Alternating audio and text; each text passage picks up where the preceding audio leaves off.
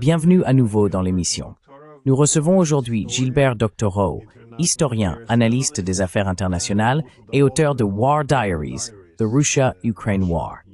Merci d'être revenu dans l'émission. Si je ne me trompe pas, vous êtes actuellement à Saint-Pétersbourg.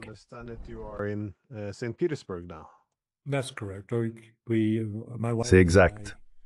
Ma femme et moi gardons un appartement ici, donc c'est un peu comme être chez soi. Bien sûr, quand on s'absente d'un endroit pendant 5 mois, on oublie comment fonctionne tel ou tel appareil, comment fait-on marcher le lave-vaisselle ici, ce genre de choses. Mais à part cela, ces petits désagréments ne sont rien comparés au plaisir d'être ici.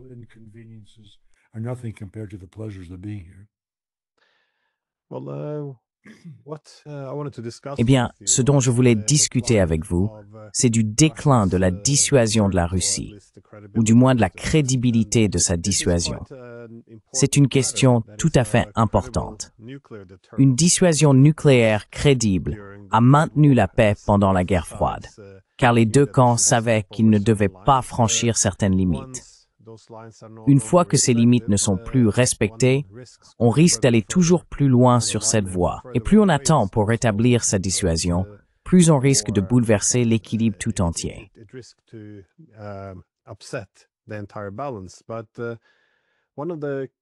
L'une des principales critiques, ou du moins des inquiétudes, en Russie, a été que le Kremlin a laissé sa dissuasion perdre en crédibilité. Au fil du temps, la Russie n'a pas vraiment réagi avec fermeté aux escalades de l'OTAN, en particulier aux frappes à longue portée menées en profondeur sur son territoire, touchant à la fois des cibles militaires et commerciales. Et puis bien sûr, il y a eu ce que nous avons vu en juin, les attaques contre la dissuasion nucléaire de la Russie. Il me semble qu'il y a désormais une volonté de procéder à une réorientation majeure. Je me demandais si vous entendiez la même chose.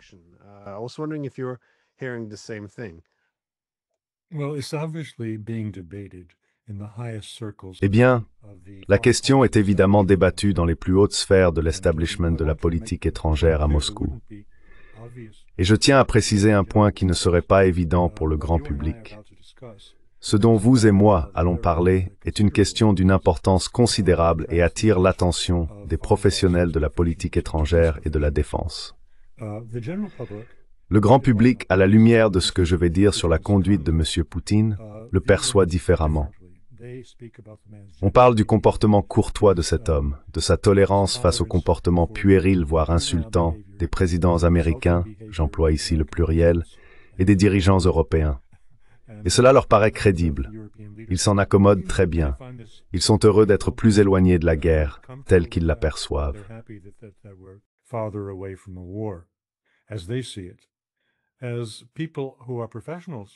En tant que professionnel, et vous l'êtes certainement au plus haut point, puisque c'est véritablement votre première spécialité, nous avons une vision différente. Le monde dans lequel nous vivons est un monde où la force fait le droit. Je ne porte pas de jugement, j'énonce un fait. Dans le domaine de la géopolitique, la force fait le droit, et les faibles et les timides ont tendance à être écrasés. Ce n'est pas quelque chose que le grand public aime comprendre. Il ne saisit pas non plus que lorsque des personnes sont présentées lors d'un événement public, un de ceux qui, nous dit-on, rassemble les grands et les bons, cette distinction même est au premier plan dans l'esprit des organisateurs.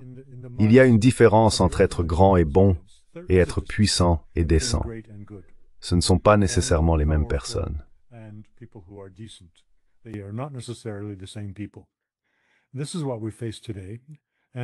Voici ce à quoi nous sommes confrontés aujourd'hui. Le problème qui se pose maintenant, tel que vous le décrivez, c'est une faiblesse ou une perte de valeur dissuasive de la Russie. Nous en avons parlé la dernière fois, et comme vous l'avez dit, il y a 3 composantes à cela.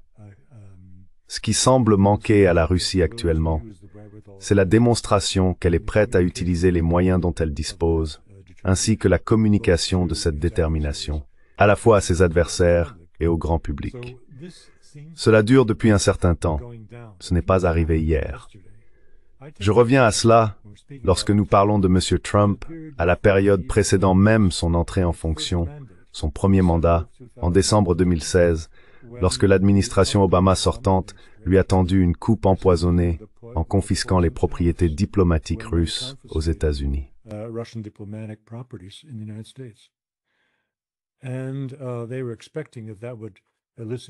Ils s'attendaient à ce que cela provoque une réaction violente de Moscou, ce qui aurait gâché les relations dès le premier jour. Mais il n'y a pas eu de réaction crédible de la part de Moscou. Ils n'ont pas fait ce qu'ils auraient dû faire à ce moment-là. Ainsi, la faiblesse, l'incapacité à réagir de manière traditionnelle, conformément aux normes diplomatiques et aux règles de conduite, se manifestait déjà chez M. Poutine et son administration à cette époque.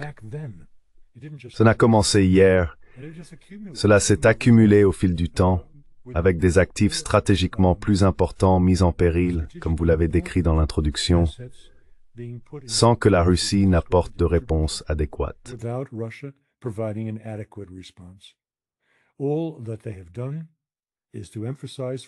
Depuis 2018, ils n'ont fait que souligner qu'ils disposaient d'un matériel militaire de pointe, en passe d'entrer en production de séries moyennes et d'être intégrés aux forces armées. Mais lorsqu'il s'est agi de répondre de manière appropriée aux actes méprisants commis par Biden, rien ne s'est passé.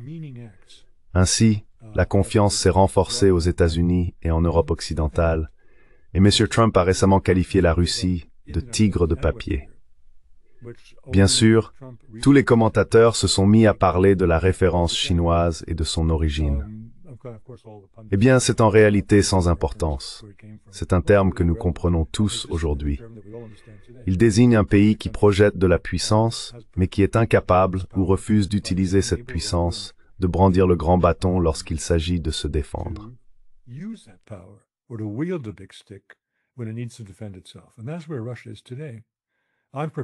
Et c'est là que se trouve la Russie aujourd'hui.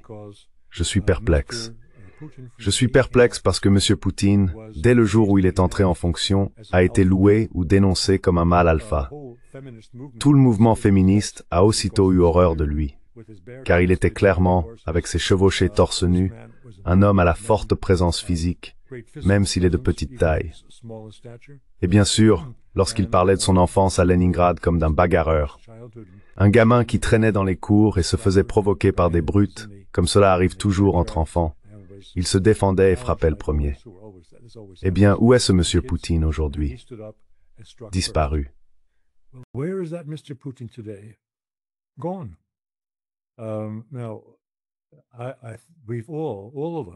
Aujourd'hui, tous ceux d'entre nous qui ont suivi cette guerre ont été mis en cause, montrés du doigt comme de faux prophètes à plusieurs reprises, et nous sommes à juste titre critiqués par les lecteurs ou les spectateurs qui soulignent que nous n'avons cessé de répéter que la fin de la guerre était imminente. Chaque fois, un nouveau niveau d'escalade est introduit, rendant toutes nos prévisions d'une fin proche obsolètes et inexactes.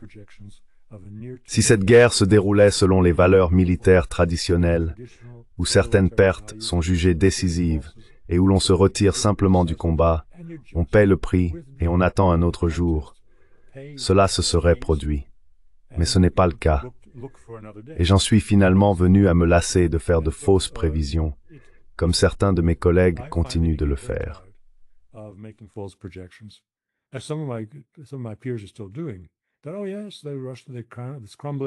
Ils disent « Oh oui, l'économie russe s'effondre. L'armée ukrainienne se fait écraser. » Eh bien, elle se fait effectivement écraser, mais c'est le cas depuis le premier mois de la guerre. Durant ce premier mois, les Russes disposaient d'un avantage d'artillerie de 10 contre 1 et vraisemblablement d'un avantage similaire en termes de morts et de blessés. Mais la guerre ne s'est pas arrêtée. Et quand je vois cette confiscation de 145 milliards d'euros d'avoirs gelés en Belgique, si cela se concrétise, ce qui est bien possible, car les Européens sont désormais prêts à poursuivre la guerre à tout prix, en violation du droit international, si cela se produit, alors la guerre continuera encore 3 ou 4 ans. Vous avez mentionné que j'ai écrit le premier volume.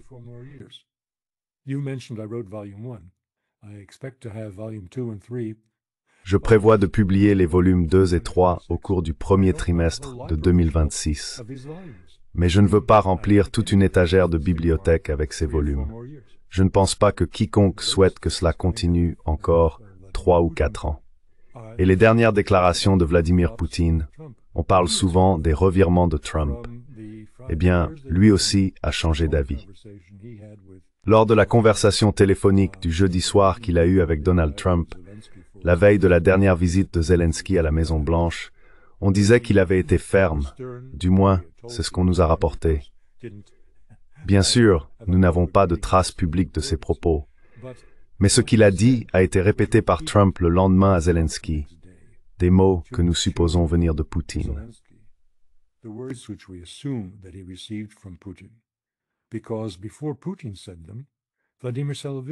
Parce qu'avant que Poutine ne les prononce, Vladimir Soloviev avait déjà dit ces mêmes mots à l'antenne. Et il est certain que ces mots sont venus à Soloviev de la part des proches de Poutine. Le message était « Si vous osez fournir des Tomahawks à l'Ukraine, nous détruirons l'Ukraine ». C'est un message plutôt fort. Et puis une semaine plus tard, Poutine fait marche arrière. Maintenant il dit « Oh oui, eh bien ne détruisons plus l'Ukraine ». Ce serait vraiment un coup dur pour nos relations. Ce n'est donc pas sérieux. Si j'étais l'un des ennemis de M. Poutine au Sénat des États-Unis ou ailleurs dans le gouvernement américain, ou assis à Bruxelles, je dirais « Mon Dieu, cet homme est faible ». Et la faiblesse est le contraire de la force de dissuasion.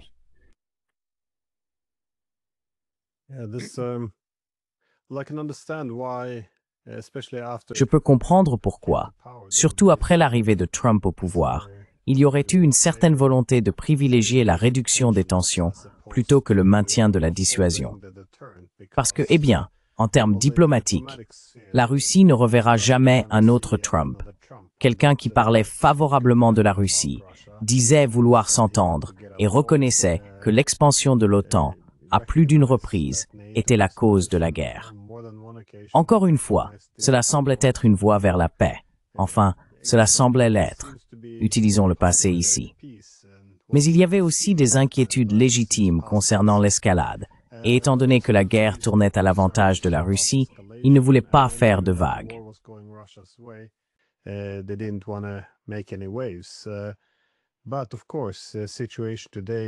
Mais bien sûr, la situation actuelle est très différente. Nous voyons, comme vous l'avez dit, que la pression sur Poutine pour qu'il fasse quelque chose, n'importe quoi, pour riposter, s'intensifie. Je pense qu'il est juste de dire que la diplomatie est désormais morte. Trump, malgré tout son discours, tout ce qui a été discuté en Alaska concernant les causes profondes de la guerre, eh bien maintenant il revient encore sur le cessez-le-feu. Donc tout ce dont ils ont parlé, absolument tout, est désormais jeté aux oubliettes. Je veux dire. Et puis les sanctions sur le pétrole russe sont techniquement des sanctions secondaires, car ils vont s'en prendre aux partenaires de la Russie, l'Inde et la Chine.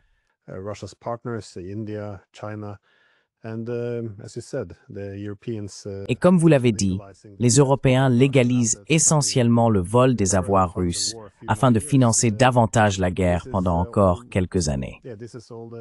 Tous ces éléments montrent une volonté d'empêcher la chute de l'Ukraine et de prolonger le conflit. Mais il n'y a pas seulement une pression sur Poutine. Je pense qu'il y a aussi une reconnaissance plus large aujourd'hui que la diplomatie est morte. La Russie se trouve sur un terrain beaucoup plus solide si elle décide de monter l'échelle de l'escalade. Je repense à il y a quelques mois. L'Oreshnik n'était qu'un missile d'essai et il est maintenant en production industrielle.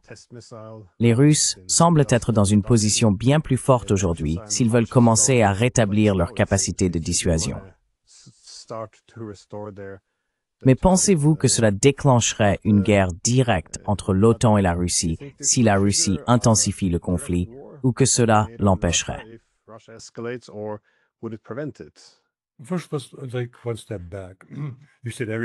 D'abord, prenons un peu de recul. Vous avez dit que tout le monde s'accorde à dire que la diplomatie n'est plus une option, tout le monde sauf M. Poutine. Or, il y a un jour ou deux à peine, il a répété que le dialogue vaut bien mieux que la confrontation.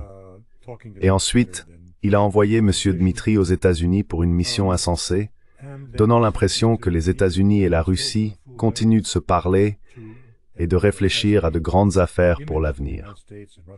C'est une mise en scène totalement vide, qui ne fait que démontrer une incompréhension totale de la part de M. Poutine et de ses conseillers, de qui est M. Trump, de ce qu'est l'administration américaine, et de la manière de traiter avec elle. Ils se trompent complètement.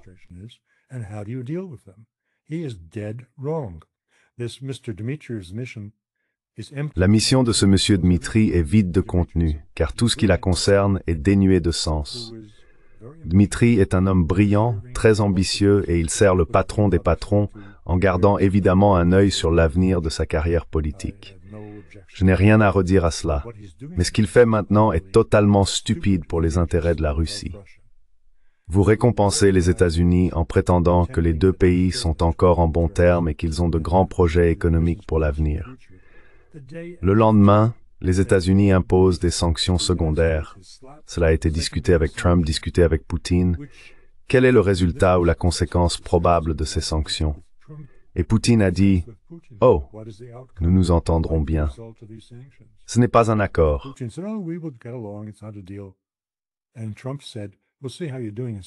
Et Trump a dit, « Nous verrons comment vous vous en sortez dans 6 mois. » Entre les deux, je suis d'accord avec Trump et je ne suis pas d'accord avec Poutine. Ce qui s'est passé, petite digression ici, c'est que nous parlons des sanctions secondaires visant les deux plus grands consommateurs, les acheteurs de pétrole russe, à savoir l'Inde et la Chine. Les sanctions contre la Chine sont presque sans effet. Non seulement parce que la Chine pourrait cesser de fournir des métaux rares aux États-Unis et que l'industrie américaine s'arrêterait le lendemain, mais aussi parce que la majeure partie du pétrole chinois arrive par des oléoducs, qui ne sont en rien affectés par les sanctions imposées, puisqu'elles visent le pétrole transporté par voie maritime. L'Inde, c'est le cas inverse. L'Inde n'a pas de mainmise sur les métaux rares. Elle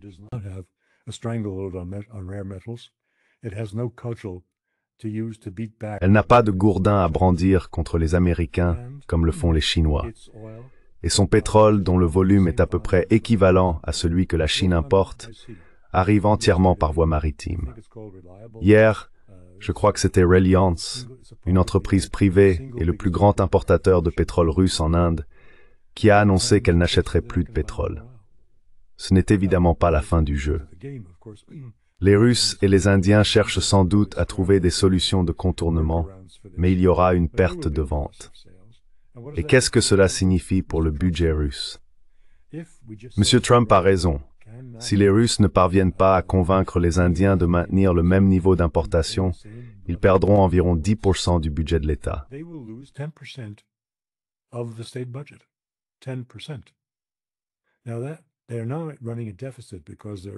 10%. Maintenant, ils enregistrent un déficit parce que le gouvernement russe accorde simultanément la priorité aux armes et au beurre. Autrement dit, toutes les prestations sociales augmentent, l'indexation progresse et le niveau de vie de la grand-mère est meilleur que le mois dernier. Tout cela avance et ils ont un déficit budgétaire. Si vous creusez un trou de 10% dans le budget, la Russie va énormément en souffrir. Et Trump le sait, et Poutine le nie. Il le sait aussi. Ils ont donc un gros problème. Il n'agit pas honnêtement envers son propre peuple, et il ne prend pas de décisions suffisamment rationnelles compte tenu du comportement des Américains. La pire chose qu'il pouvait faire, c'était d'envoyer Dmitri aux États-Unis juste après l'introduction de ces sanctions.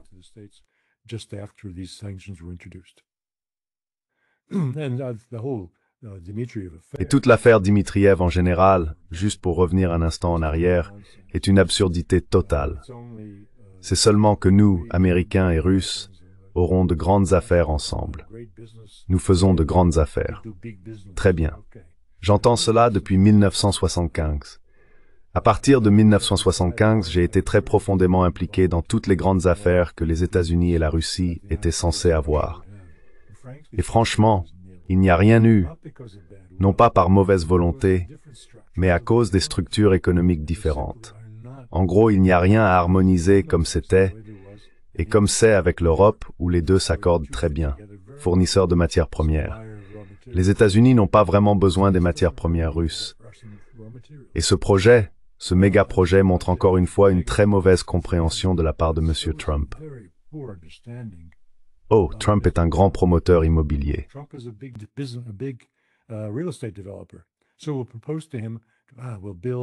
Alors nous allons lui proposer ceci. Nous construirons un tunnel de 8 milliards de dollars reliant l'Alaska à l'extrême-orient russe. Pour transporter quoi? Rien. Il n'y a rien à transporter. Ils pensaient être très très malins avec M. Trump, mais ils ne l'ont pas été. Et cela se répercute sur cette question de dissuasion. Je pense que Poutine a fait de très mauvais choix. Envoyer Dmitriev a été la pire chose qu'il pouvait faire. Prononcer ce discours maladroit il y a un jour, disant que nous avons encore une option diplomatique et que nous ne voulons pas de confrontation, c'est exactement, directement à l'encontre de ce que vous disiez, de ce que je dis et de ce que disent des gens comme Dmitry Trenin et Dmitry Sims, qui sont vraiment très bien connectés à la structure du pouvoir en matière d'affaires étrangères en Russie.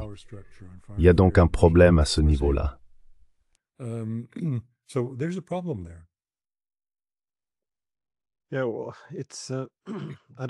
Oui, eh bien, je ne comprends pas très bien pourquoi le Kremlin pense encore qu'il a un précédent de paix à la Maison-Blanche. Parce que je veux dire, lorsque les États-Unis abordent d'autres pays, le scénario idéal pour eux est celui où ils sont autorisés à les bombarder un peu, comme la plupart des pays du Moyen-Orient. Donc, une attaque modérée de temps en temps. Et avec la compréhension que s'il y a une quelconque riposte, cela s'intensifierait de manière spectaculaire.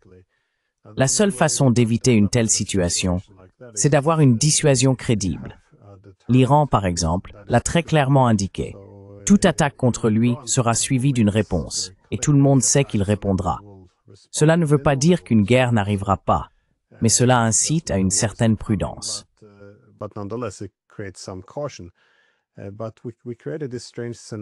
Mais nous avons maintenant créé ce scénario étrange où, au départ, il était en quelque sorte entendu que les pays de l'OTAN soutenaient l'Ukraine dans le cadre de la guerre, limitée au territoire ukrainien.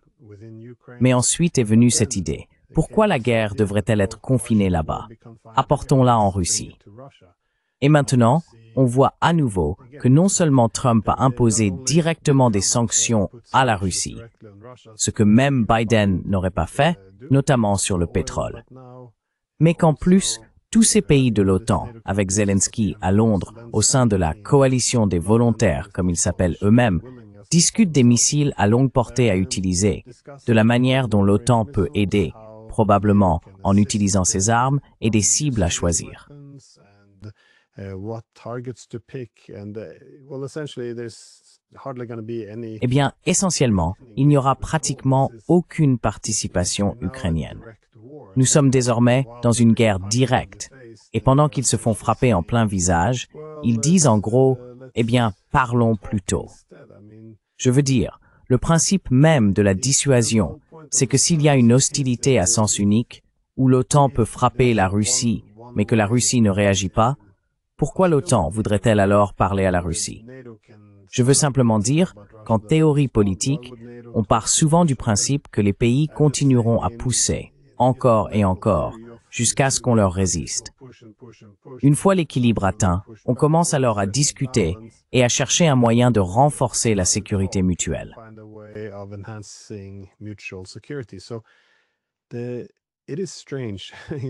Il est donc effectivement étrange de voir que Poutine continue de se comporter comme s'il adhérait à la rhétorique de Trump, que ce n'est pas sa guerre, qu'il essaye de la terminer. Le fait que Trump n'ait pas mentionné une seule fois, au cours des derniers mois, la fin de l'expansion de l'OTAN rend l'ensemble de la situation encore plus frauduleuse, surtout maintenant qu'il revient sur toute cette idée de s'attaquer aux causes profondes. Mais si les Russes devaient rétablir leur capacité de dissuasion maintenant, il semble qu'il y ait de fortes chances que nous finissions par entrer en guerre, précisément parce qu'en ce moment, les Européens, du moins, semblent presque chercher une raison de se battre.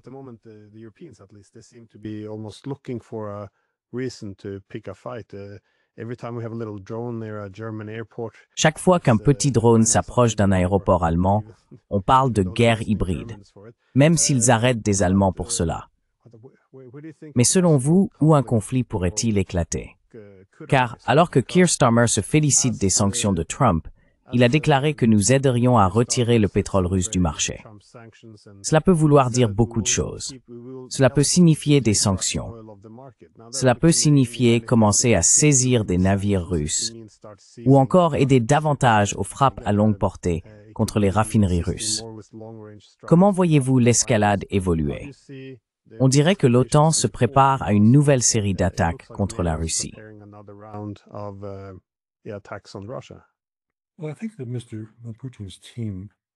Eh bien, je pense que l'équipe de M. Poutine comprend le concept de fenêtre d'opportunité. Le lancement de l'opération militaire spéciale en février 2022 reposait précisément sur une telle fenêtre, sur l'avantage technologique et les systèmes d'armes stratégiques que la Russie s'était convaincue d'avoir rendu opérationnels et qu'elle pouvait utiliser à tout moment. Pour la première fois depuis 70 ans, la Russie est techniquement et stratégiquement en avance sur les États-Unis et non 3 pas derrière. Cette conscience d'une fenêtre d'opportunité a déterminé à la fois le moment et la manière de l'opération militaire spéciale. Et c'est exactement ce qui manque aujourd'hui. Pour répondre à votre remarque, c'est le moment pour la Russie de frapper.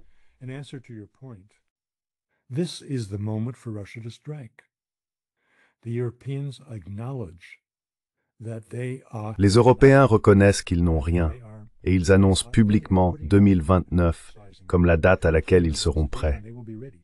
Pourquoi diable pense-t-il que la Russie va rester les bras croisés à attendre d'être frappée simplement parce que les Européens seront enfin prêts? Si l'équipe de M. Poutine a la moindre réflexion stratégique, elle comprendra cela et anéantira l'Ukraine dès maintenant, avant que l'Europe ne puisse réagir.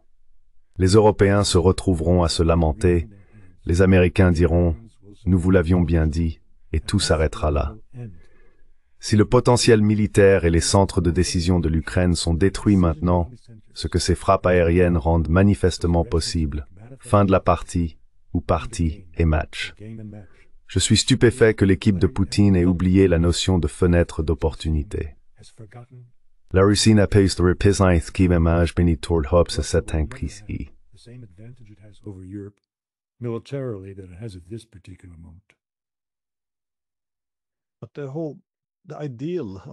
Mais toute l'idée d'une dissuasion, c'est précisément qu'elle ne devrait pas avoir à être utilisée. Autrement dit, si elle est crédible, bien communiquée, et que les capacités sont évidentes. Or, tout le monde sait que les capacités existent, mais elle n'est plus crédible.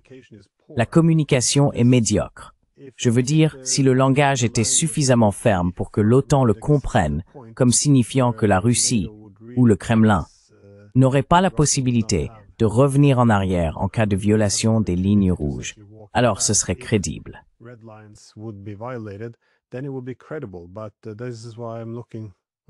Mais c'est pour cela que je m'y intéresse.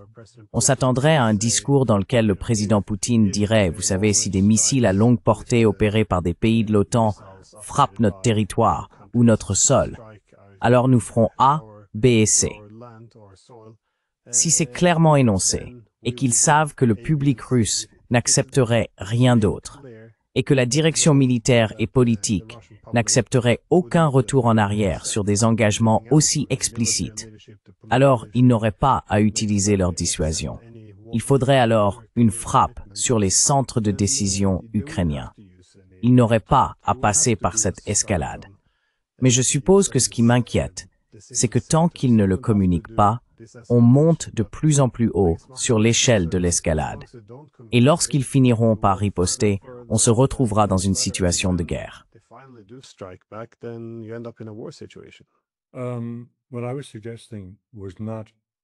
Ce que je suggérais, ce n'était pas une guerre avec l'OTAN. Je suggérais de détruire l'Ukraine. Ce sont deux choses différentes. La destruction des élites politiques à Kiev serait un avertissement. Cela établirait ou rétablirait la capacité de dissuasion de la Russie. Revenons un peu dans l'histoire. Il y a eu 1956, il y a eu 1968. La Russie disposait alors de toutes sortes de moyens de dissuasion dans son arsenal militaire, mais elle a tout de même envahi la Tchécoslovaquie et la Hongrie. Elle a écrasé une mouche avec un marteau, et cela a fonctionné. Et c'est ce que je dis maintenant. Je ne dis pas qu'il devrait. Il y a des têtes brûlées russes qui disent « Eh bien, nous devons bombarder l'Allemagne, nous devons rayer Londres de la carte. » Je ne dis pas cela du tout. Ce qu'ils doivent faire, c'est aller au cœur du problème, qui est la chambre d'écho d'une guerre russo-OTAN.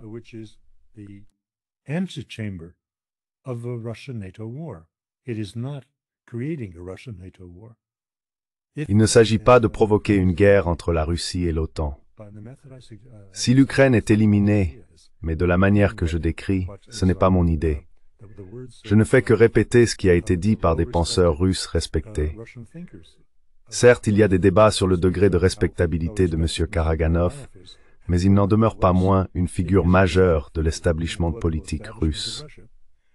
Et à ce niveau, voire à un niveau inférieur, il parlait d'utiliser une arme nucléaire tactique en Europe occidentale pour démontrer la volonté de la Russie d'aller jusqu'au bout si nécessaire. Rien de tel n'est nécessaire.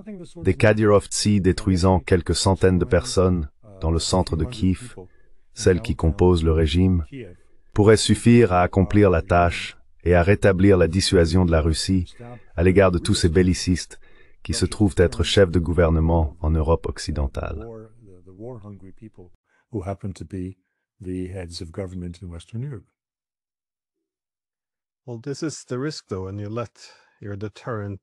Eh bien, c'est là le risque, justement, quand on laisse son pouvoir de dissuasion s'affaiblir, voire être complètement sapé. Soudain, on voit apparaître des propositions émanant de personnes tout à fait respectées qui plaident pour l'emploi d'armes nucléaires tactiques contre des pays européens afin de rétablir la dissuasion. Cela n'aurait pas été un sujet, je veux dire, si on l'avait maintenu, c'est ce que je voulais dire au départ. Autrement dit, je pense que les deux camps et le monde en général y perdent lorsqu'une grande puissance laisse sa dissuasion s'éroder. C'est à ce moment-là qu'il y aura une surcompensation par la suite. On a simplement l'impression, compte tenu du changement de rhétorique et aussi de la situation sur le terrain, l'accessibilité désormais de l'Oreshnik à une bien plus grande échelle, que nous atteignons ce point où la riposte viendra. Mais si tel est le cas, on devrait s'attendre à un changement de rhétorique, car si le président Poutine intensifiait son discours, alors peut-être n'aurait-il pas besoin d'aller jusqu'à réellement utiliser ces armes.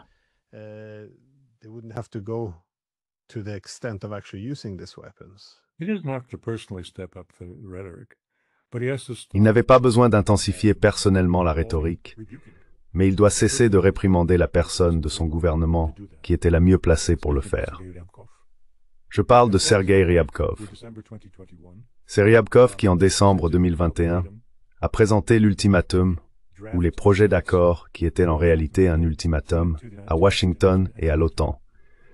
Soit vous retirez volontairement vos structures de l'OTAN à leur position de 1987, soit nous vous repousserons. Voilà un langage plutôt dur.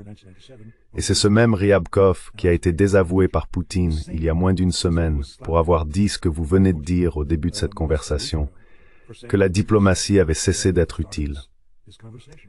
Ces personnes, comme Ryabkov, et il n'y en a pas beaucoup comme lui, sont vraiment remarquables et courageuses, car ils savaient parfaitement dans quoi ils s'engageaient en disant cela.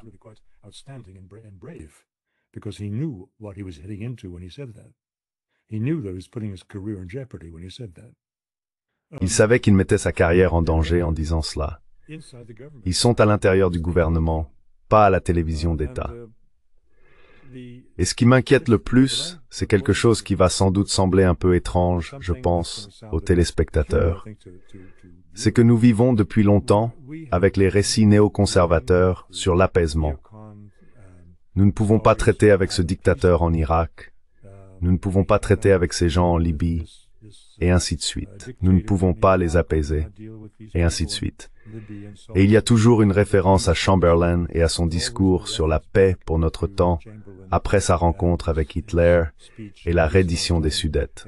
Tout cela, c'était des absurdités, de la pure propagande. Mais ce que j'ai entendu M. Poutine dire il y a un jour et demi, c'était un discours à la Chamberlain, et cela m'a profondément déplu.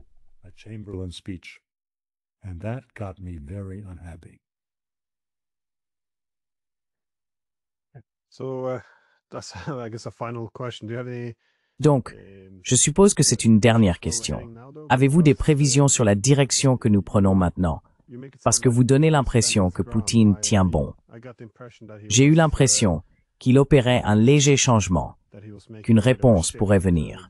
Encore une fois, je n'en suis pas certain, mais c'est l'impression que j'en ai eue.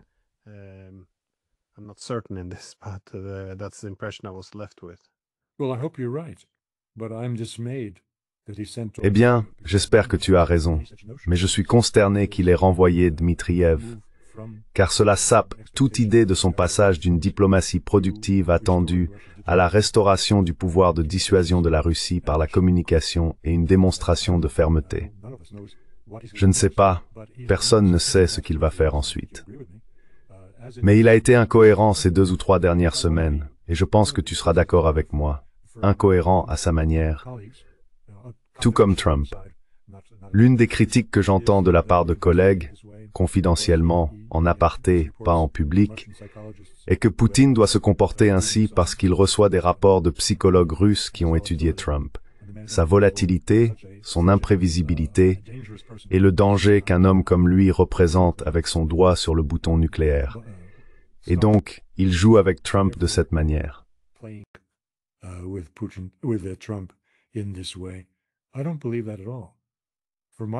Je n'y crois pas du tout.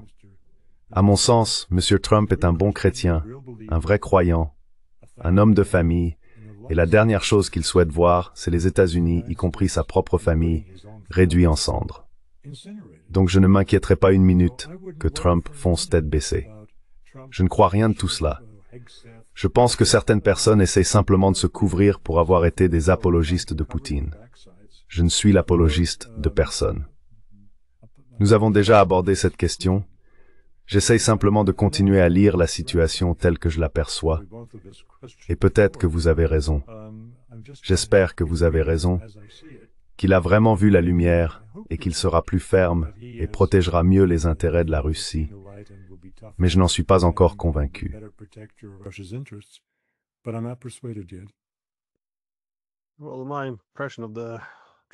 Eh bien, mon impression de l'administration Trump était qu'elle était assez transactionnelle, mais aussi pragmatique, qu'elle évaluait ses politiques sur la base d'une analyse coût-bénéfice. Auparavant, des personnes comme Marco Rubio se voyaient demander « Pourquoi ne poussez-vous pas à imposer davantage de sanctions à la Russie ?» Et sa réponse était « Eh bien, cela compromettrait la possibilité d'une diplomatie. » Mais ensuite, les Russes ont supprimé ce coût en disant « Non, non, non, vous pouvez sanctionner toutes nos compagnies pétrolières et nous enverrons Dmitriev aux États-Unis dès le lendemain pour discuter d'un canal de paix. »